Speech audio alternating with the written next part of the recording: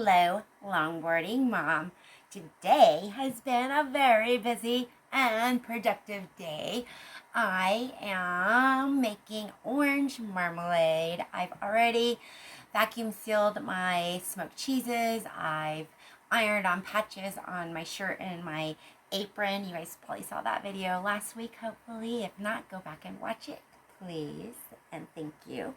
So yesterday, I went to my meeting. It's an alpha meeting, and it's to learn more about the Bible and God, and just if you have questions and stuff, it's open to anybody, whether you believe or not, and it's just a good place to go and talk to people and learn and stuff. And we have our meetings in our food share in our town, and I have never been in that food share before.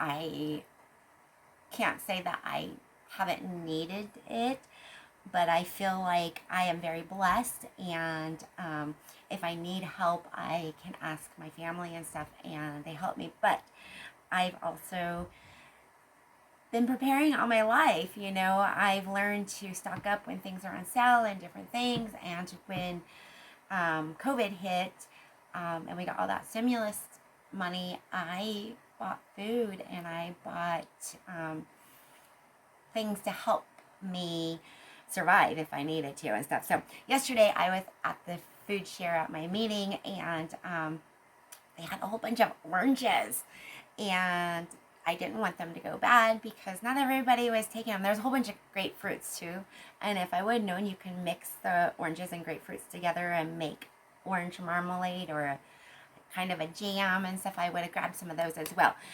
So this recipe called for 2 pounds to 2.5 pounds of oranges, and so I grabbed 4 oranges, not knowing how much they weighed. 3 oranges weigh just over 2 pounds. So we are going to get to cutting, and I've got my jars over there boiling, so I'm already sanitizing those. I'm lucky that one of my customers gave me my food processor because I need that to make this. So I'm very, very blessed in my life and stuff, and a lot of things happen, and I try not to worry about them. And last week's meeting was about prayer and stuff like that, and we were talking about certain things, and how you can pray for people, and how, sometimes God answers your prayers right away, sometimes it takes a while and stuff.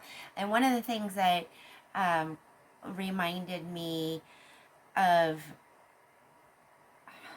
it's kind of hard to explain. So I always grew up with my mom worrying about everything so much, things she couldn't control, things that she could control. But she worried so much that she said it gave her an ulcer. And I don't know if that's true or not, but I always thought when I grew up, I'm not going to be like that. I'm not going to worry so much. And I try to be like that. I try not to worry about things I can't control, things that people do that bother me. I just let it go. I can't make them change. I can't, and there was a time in my life where I held on to things and I shouldn't have and stuff. So it's Proverbs 19:21, I think it is, and I'm going to read that to you here in just a second. Proverbs 19:21. Many are the plans in a person's heart, but it is the Lord's purpose that prevails. So what that means to me is that people will plan something and hope for the best and stuff, but only God knows what is going to happen. So if you stress about stuff and worry about stuff that you can't control, you're going to actually harm yourself you just got to leave it in God's hands. And there's a lot going on in my life right now where I'm worried and stuff, and I'm trying not to be. So when Cindy's sister brought that up, I was like, that is what I've been trying to tell my husband all of our marriage. because he worries more than I do about everything. And so that was just something that I wanted to share with you guys that I learned last week, and I'm still learning, and I'm going to continue to go to Bible study afterwards because I work on Sunday, so I can't go to church and stuff. So we are going to stop talking about Bible stuff, and we are going to move on to my orange marmalade. You know, like I said, I'm really blessed, and I just wanted to share that with you. I needed 2 pounds of oranges to 2.5 pounds. You're going to cut off both here. And the best oranges to use are organic, if you can get that. Of course, these are not organic oranges. I got them at the food share, so I get what I can get. And a lot of stuff goes to waste because a lot of people don't want to take that stuff, or they don't know what to use it with. My sister goes to the food share all the time and gets stuff, and she basically she cans it, she dries it, she does anything she can. So we cut it in half. You want to cut it into 8 pieces. And if there's any seeds, you want to take out all the seeds. I don't know, this orange was almost dry. I'm going to take out the little white stuff. I don't want the white stuff in there. I don't see any seeds. These must be seedless. So we're just going to drop them into the food processor whole. I've already scrubbed the rinds really well. You want, it says the best oranges are to get smaller rinds. The thinner the skin, the better. You can use blood oranges. You can mix fruits as long as you have the amount that you need, the weight that you need. Again, I'm going to make sure there's no seeds in it. I don't see any seeds. We're just going to drop this in. I got one more orange to cut. I've only used this food processor once. I really don't know how to use it, so you guys are going to watch me struggle learning.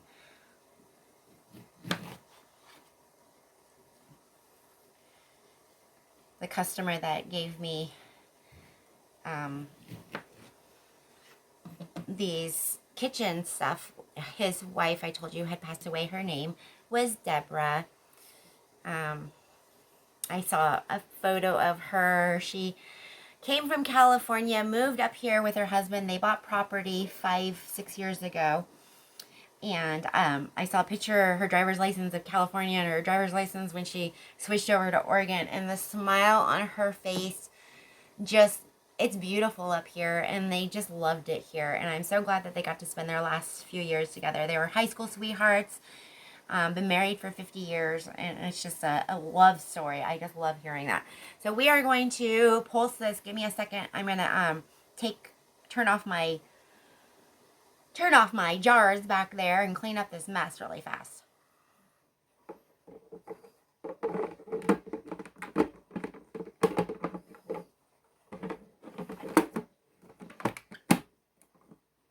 Told you I didn't know how to use this. Okay.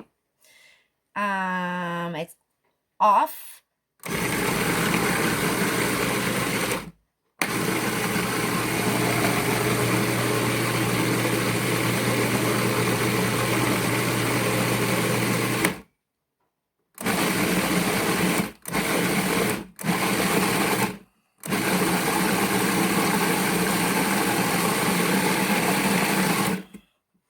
So basically you want the skin smaller than that piece there. So we're just going to kind of pull it up.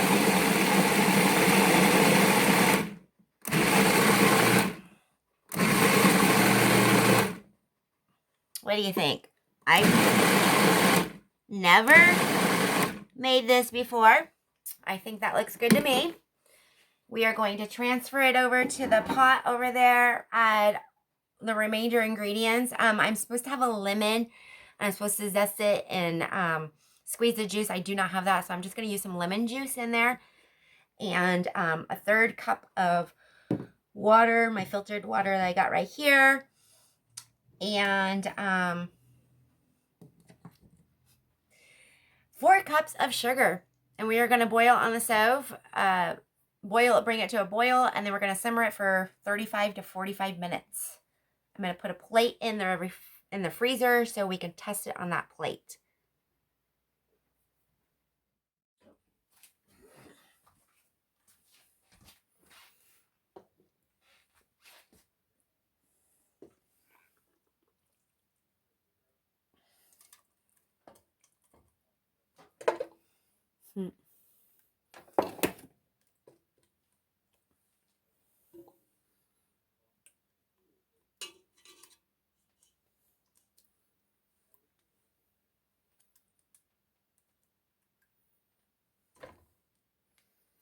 Yum.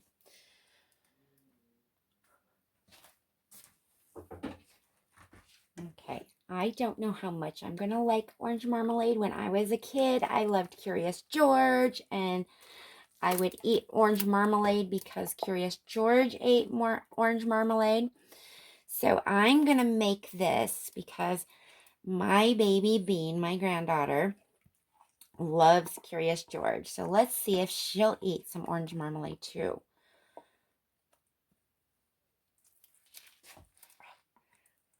Not easy. Okay, so we've got my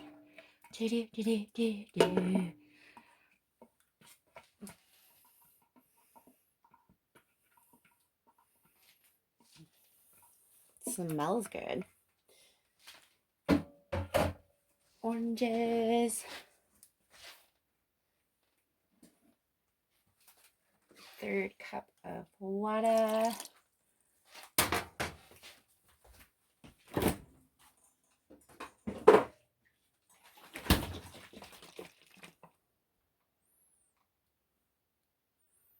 Wow. You really got to pay attention to all your lighting sometimes. We're going to add 1 teaspoon of lemon juice. I'm thinking I need a tablespoon. Let's just add 2 teaspoons.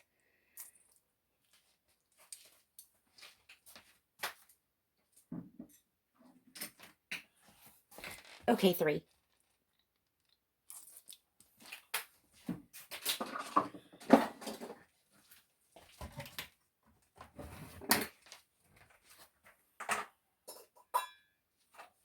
And 4 cups of sugar.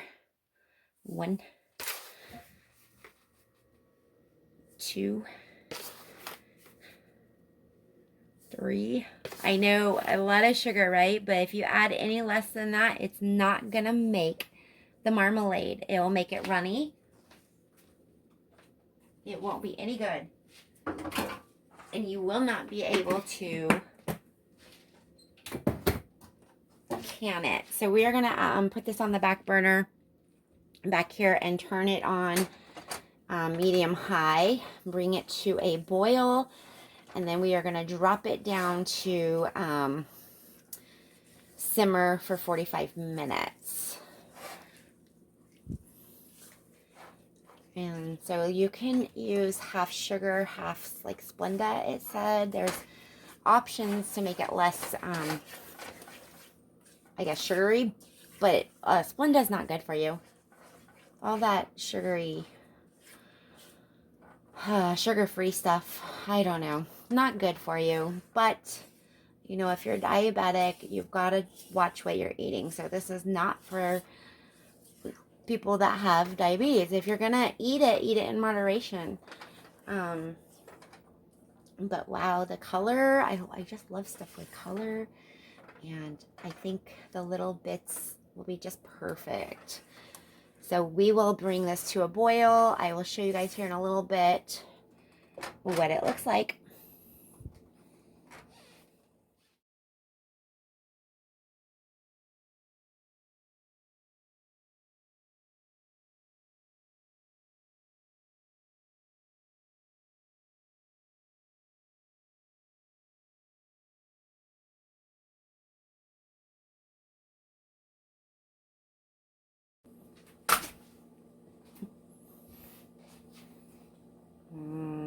Smell vision.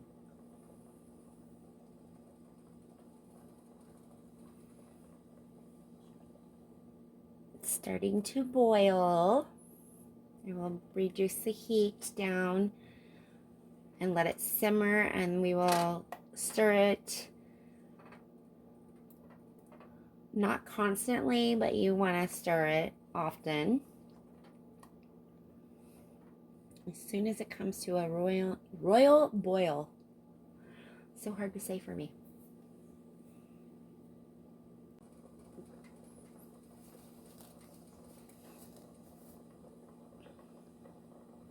Bubble, bubble, bubble, bubble, bubble, bubble, bubble. See that? I don't know if you can see it very well.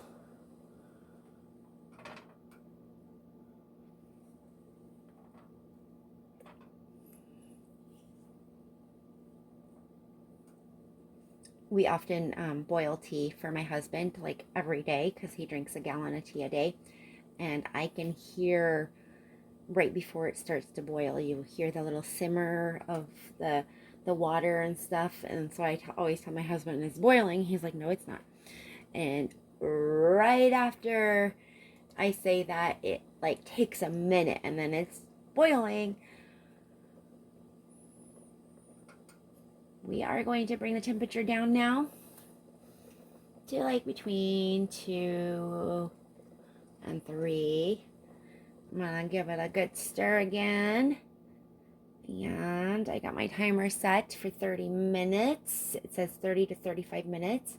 We want this to thicken and really not to drip off. It's supposed to like kind of slide off is what my directions were saying. And next time I will pulse it just a little bit more. There's a few big chunks in there of that white rind stuff. I don't like that stuff. That makes it bitter. I don't know about this, but we'll find out, right?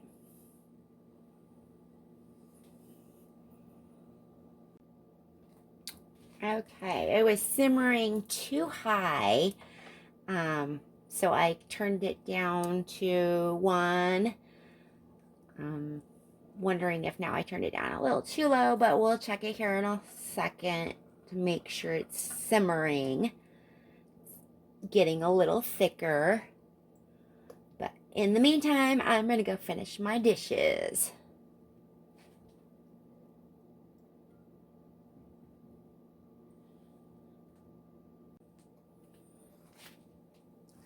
I have 16 minutes left. Stirring it, I can feel it thickening up, so it's doing its job. You want to make sure you get all that sugar stuff scraped off the sides, because if it stays on there, it's going to burn. We don't want any burned sugar.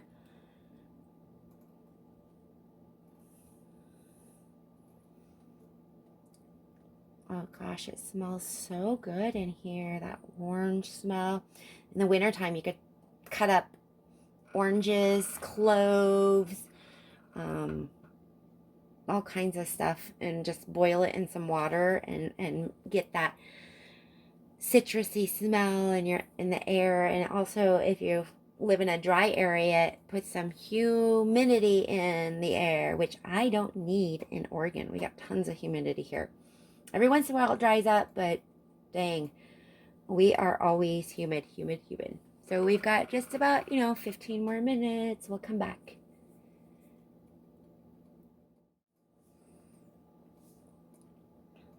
I am checking the temperature of it. It needs to be up to about 220 degrees. If you have a thermometer, you can use. Don't touch it down to the bottom of the pan. You want to put it in the middle of your pan, in the middle of your liquid. This is my candy thermometer. I don't know if you really... Syrups, deep frying syrups, and candy. I use it with my candy all the time. So I'm up to about 175 right now. I still have 7 minutes on my timer. It said 30 to 35 minutes. I have a plate in the freezer. We will give it a test on that as well to show you, if you don't have a thermometer, how to test it. It's supposed to be like a gel consistency, like jelly, jam type stuff. If it slides off the plate, then it's not ready. So we are moving up in temperature. I'm going to just set this right over here and give it a good stir. We'll be back in a little bit.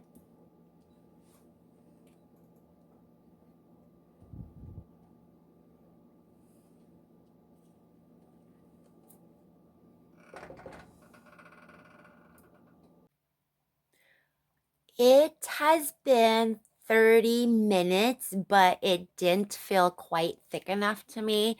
I don't know if I turned it down too low, so I turned it back up to 2, and we're going to give it another 5 minutes. It said 30 to 35 minutes, so let's check it at 35 minutes. Okay, I got my plate out of the freezer. I'm going to, ouch, splatter myself with it. It's hot. Oh man. Okay. I don't think it's quite ready yet. See how it kind of pours down? I'm going to give it another 5 more minutes.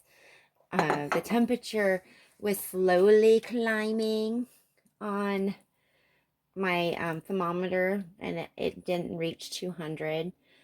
So, I mean, it's still thick, but not, I don't think, thick enough. Like I said, it's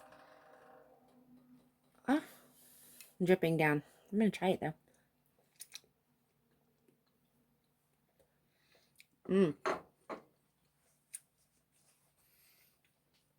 That's really good. Just a couple more minutes. Let's do that.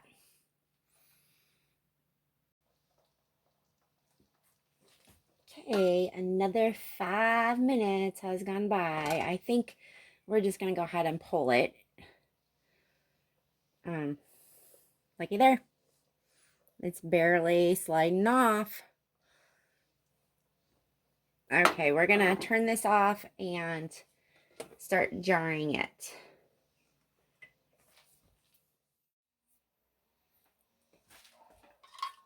I have sterilized everything, including this. We are going to try to get 4 half-pint jars.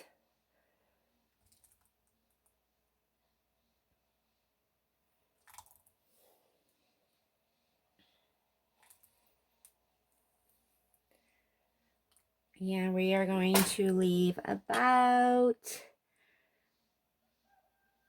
that much headspace. Move that out of my way.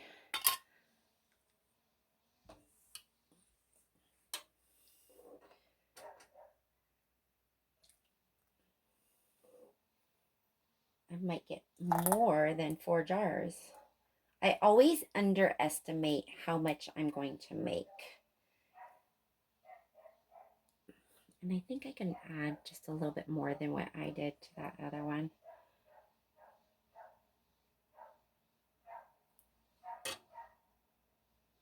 I'm going to clean the sides anyway with some vinegar before I put the lids on. So hopefully they will seal.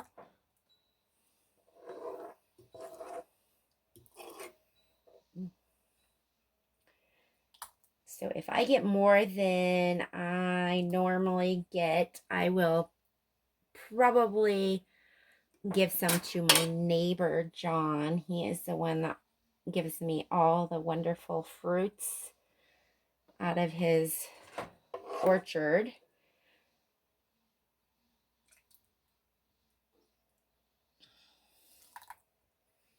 And it looks like I am going to need 1 more jar. Maybe 2. Wow. Oops. That one's a little full.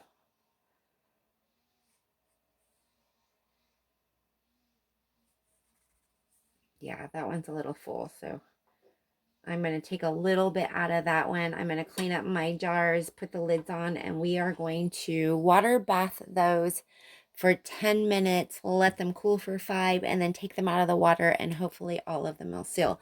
Now, these are the only ones I have gotten sterilized. My other jars are clean. I'm just going to get another jar out, and that's the one I'm going to try with at work with my English muffin and probably give some to my neighbor.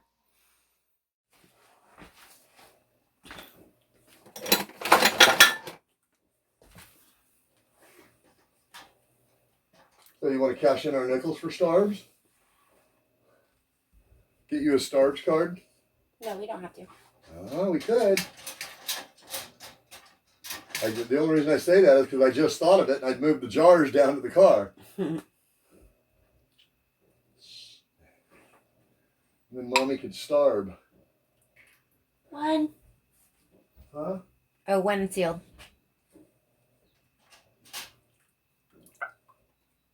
Two.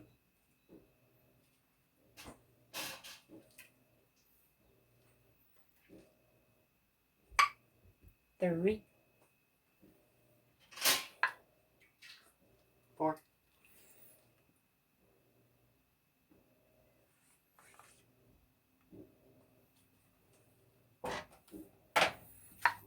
5.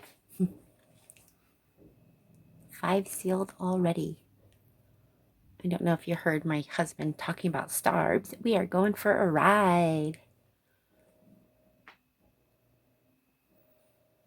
Thank you for watching Longboarding Mom and me. Me.